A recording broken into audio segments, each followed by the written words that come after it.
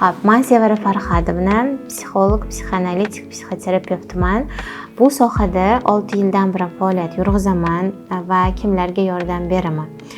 Asosan bolalik travmalari bilan hozirgi hayotda o'zini o'rnini topolmayotgan, yaxshi turmush o'rtog'i bilan munosabat qura olmayotgan, hozir va shu yerda baxtni his qila olmayotgan, o'zini yo'qotib qo'ygan, o'zini kimligini bilmagan ayollar bilan aynan jinsiy munosabatlarda muammolari mavjud, o'zini xohishlarini unutgan, tanasida yashamayotgan, har doim hammaga o'zini isbotlaydigan ayollarda aynan ularni hozirgi hayotida bu vaziyatlarda yashagandan keyin albatta muammolar bo'ladi. Mana shu narsalar bilan bolaligidagi travmalari bilan ishlagan holda onglilikka bog'li yashashga yordam beraman.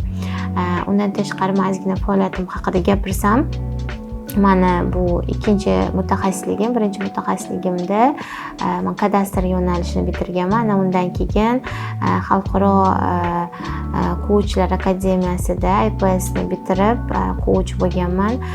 Undan keyin psixoanalitikani, psixoterapiyani, seksologiyani o'rganib seksologlar akademiyasida ta'lim olganman. Hozirgi kunda ikkinchi magistratura mutaxassisligini Moskovskiy institut psixoanalizda o'qib kelyapman va davomiy o'qish stajim bu, ya'ni inson har doim o'zini ustida ishlashi, qayta o'z ustimda ishlashim asosiy maqsadi bu hozirgi kunda aynan muammolarga, vaziyatlarga yana ham yengilroq, yana ham osonroq yechimlarni topish uchun va albatta bilimlarni yangilash uchun har doim o'zim ustida ishlab kelganman.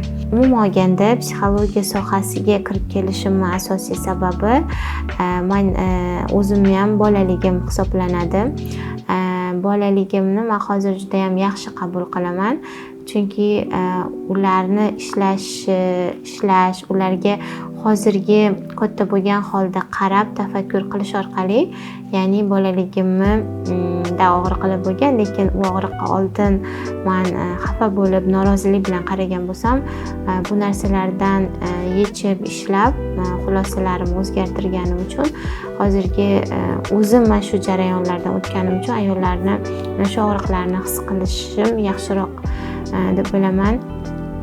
Bolaligimda mana birinchi farzand va yagona farzand bo'lganman.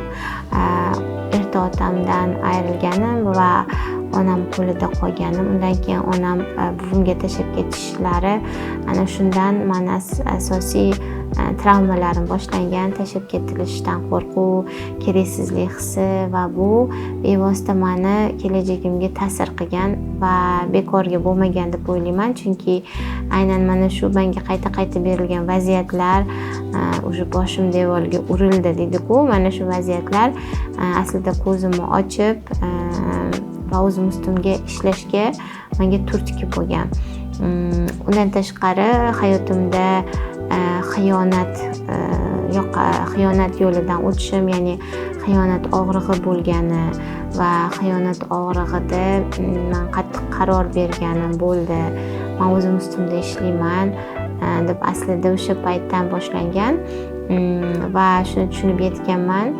Inson o'zini haqiqiy tanimaguncha, o'zini tushunmaguncha, o'zini kimligini bilmaguncha atrofdan o'zini qidiraverar ekan. Kimligini tan olinmagan bo'lsa, o'zini tan olinmagan farzand deb tushunib qolgan bo'lsa, doim atrofdan